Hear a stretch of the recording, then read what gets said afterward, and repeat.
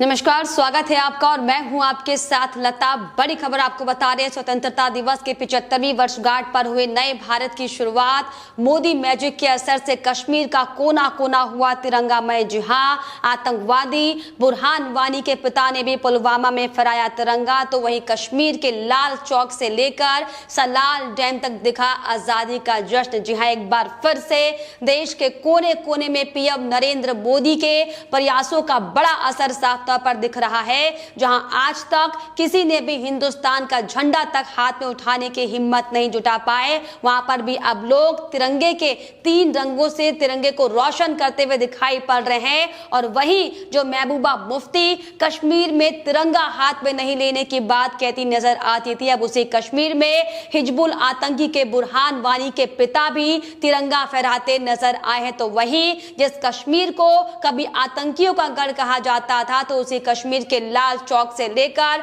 Salal dam तक भारत की आजादी का जश्न मनता दिखाई पड़ रहा है। जी हां, ये नया भारत नहीं तो और क्या है, क्योंकि अब तक जिस तरीके से कश्मीर में गणतंत्र दिवस से लेकर स्वतंत्रता दिवस इन 2 खास मौकों पर बंदी का आह्वान किया जाता था, तो आज उस कश्मीर में लगातार 75वें स्वतंत्रता दिवस का जश्न लोग मनाते हुए दिखाई पड़ रहे हैं। कश्मीर के अलग अलग कोनों में भारत माता की जय से लेकर तिरंगा फहराते हुए लोग साफ तौर पर नजर आ रहे हैं। सबसे खास तस्वीर जो आज निकलकर सामने आई, वो आतंकवादी बुरहान वानी के पिता की थी, जिन्होंने त्राल में 75वें स्वतंत्रता दिवस के खास मौके पर पुलवामा में झंडा फहराया। और इसके अलावा उन्होंने पीएम नरेंद्र मोदी के कामों के प्रयासों की जमकर सराहना की है। और इस दौरान बुरहान वानी के पिता राष्ट्रगान भी स्कूल में गाते हुए नजर आए। जी हाँ, ये वही बुरहान वानी के पिता है जिन्होंने अपने बेटे की तुलना बुरहान वानी की यानी की तुलना शहीद भगत सिंह से इसकी तुलना की थी, जिसे 2016 में सुरक्षा बलों ने एनकाउंटर के दौरान हालांकि मार गिराया था।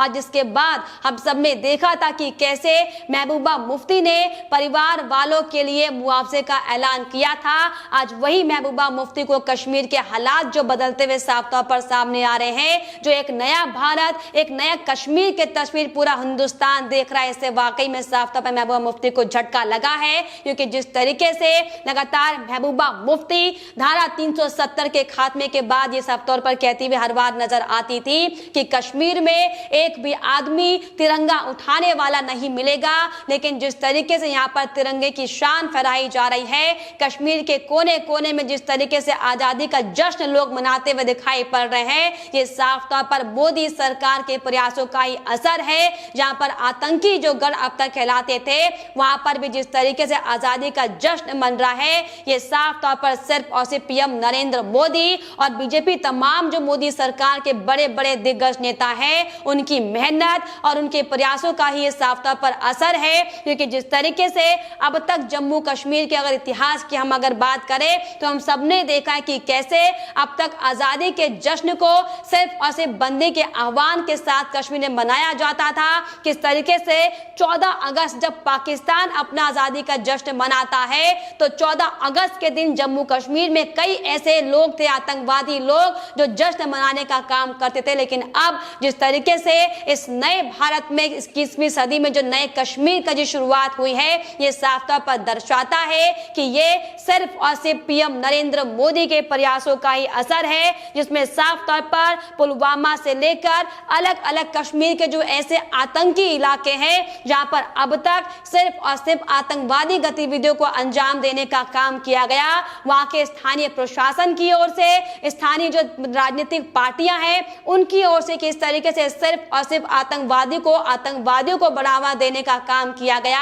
आज वही कश्मीर किस तरीके से भारत माता की जय के नारे लगाता दिखाई पड़ रहे हम सबके सामने है। आज वही कश्मीर में किस तरीके से कश्मीर का कोना कोना तिरंगामय होता हुआ दिखाई पड़ रहा है। दरअसल ये वाकई असलियत में भारत की आजादी का जश्न है, जो अब तक कश्मीर आजाद हुए बगैर किस तरीके से एक अलग ही अभाव की जिंदगी जी रहा था। दरअसल अब ये वाकई मोदी सरकार के प्रयास का असर है कि जिस कश्मीर में अब तक वहां के हालात जिस तरीके से बद से बदतर दिखाई पड़ते थे, 2 साल पहले तक कश्मीर में स्वतंत्रता दिवस और गणतंत्र दिवस के मौके पर बंदी का आह्वान होता था, और किस तरीके से 14 अगस्त के दिन जब पाकिस्तान आजादी का जश्न मनाता रहा है, उस दौरान वहां पर लोग जश्न मनाते नजर आते थे। लेकिन अब आपको बता दें कि चारों तरफ कश्मीर में तिरंगा ही तिरंगा नजर आ रहा है। और वहीं जिस तरीके से बुरहान वानी के पिता ने जो तिरंगा लहराकर वाकई में राष्ट्रगान गाया है, ये साफ तौर पर बड़ा उदाहरण पेश करता है कि क्या कश्मीर के हालात थे और अब क्या वर्तमान में कश्मीर के हालात हो गए हैं। जी हां, और यही दरअसल बड़ी वजह है कि कश्मीर में जो लगातार दिन प्रतिदिन जो हालात बदलते हुए दिखाई पड़ रहे हैं, महबूबा मुफ्ती से लेकर फारूक अब्दुल्ला से लेकर तमाम वो गुपकार गैंग के मेंबर बौखलाहट में आए हुए हैं, जो अब तक पुरजोर कोशिश करने में लगे हुए थे कि किस तरीके से जम्मू कश्मीर को पाकिस्तान बनाने का काम किया जाए। लेकिन पीएम नरेंद्र मोदी के बेहतरीन प्रयास के चलते आज जो तस्वीरें साफ तौर पर देश के कोने कोने से नजर आ रही है, ये सिर्फ और सिर्फ इसका श्रेय नरेंद्र मोदी को जाता है। क्योंकि 2 साल पहले जिस तरीके से 2019 में कश्मीर में विशेष राज्य के दर्जे को जिस तरीके से पीएम नरेंद्र मोदी ने हटाया, धारा 370 हटाने के बाद किस तरीके से तेजी से बदलाव जो कश्मीर में दिखाई पड़ रहे हैं, दरअसल ये उसी का असर है कि आज तक जिन इलाकों में सिर्फ और सिर्फ आतंकवादी अपना झंडा फहराने का काम करते थे, उन इलाकों में हिंदुस्तान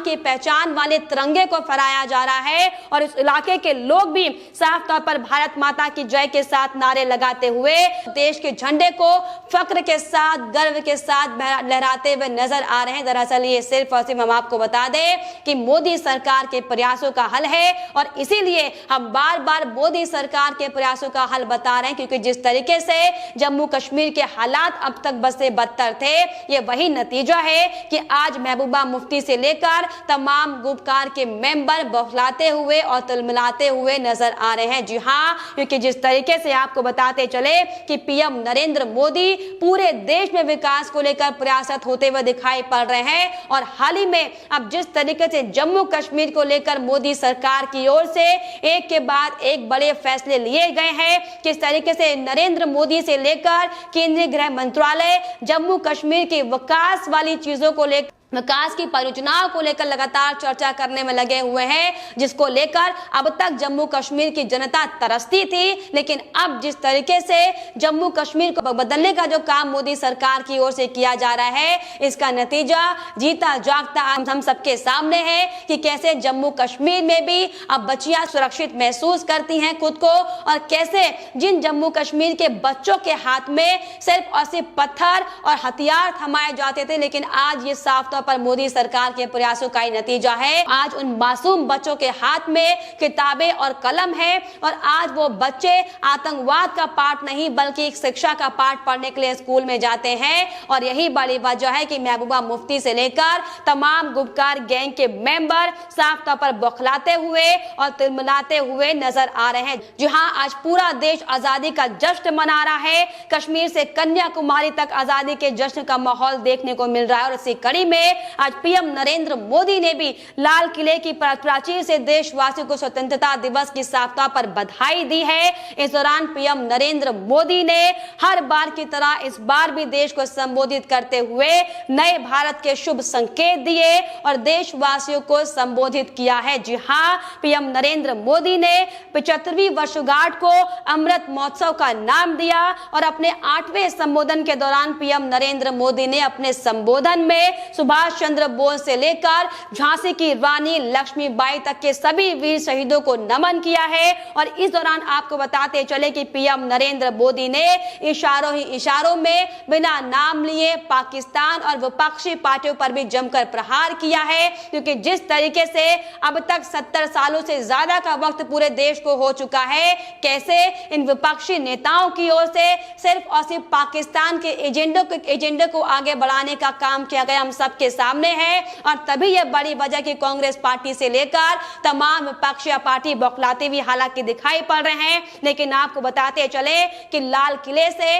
8वीं बार दिए गए संबोधन में पीएम नरेंद्र मोदी ने महत्वपूर्ण सिलसिलेवार तरीके से एक एक बिंदुओं पर अपनी राय रखी। इस दौरान पीएम नरेंद्र मोदी ने कई बड़े ऐलान भी किए हैं, और साथ ही साथ जो खिलाड़ी टोक्यो ओलंपिक में भारत का नाम रोशन कर अंतरराष्ट्रीय मंच पर आए हैं, उन्हें भी सम्मान देने का काम आज लाल किले से पीएम नरेंद्र मोदी ने किया है। इस दौरान आपको बता दें कि पीएम नरेंद्र मोदी ने अपने साफ तौर पर संबोधन में जिक्र करते हुए कहा है कि मैं भविष्य दृष्टा नहीं हूं, मैं कर्म के फल पर विश्वास रखता हूं। मेरा विश्वास देश के युवाओं पर है, मेरा विश्वास देश की बहनों बेटियों, देश के किसानों, देश के प्रोफेशनल पर है। ये कैन डू जनरेशन है और ये हर लक्ष्य हासिल कर सकती है। 21वीं सदी में भारत के सपने और आकांक्षाओं को पूरा करने से कोई भी नहीं रोक सकता। तो साफ तौर पर आपको बताते चले कि पीएम नरेंद्र मोदी ने इस दौरान संबोधन के समय कई बड़े ऐलान भी हालांकि किए हैं और साथ ही साथ चीन और पाकिस्तान को भी कड़ा संदेश दिया।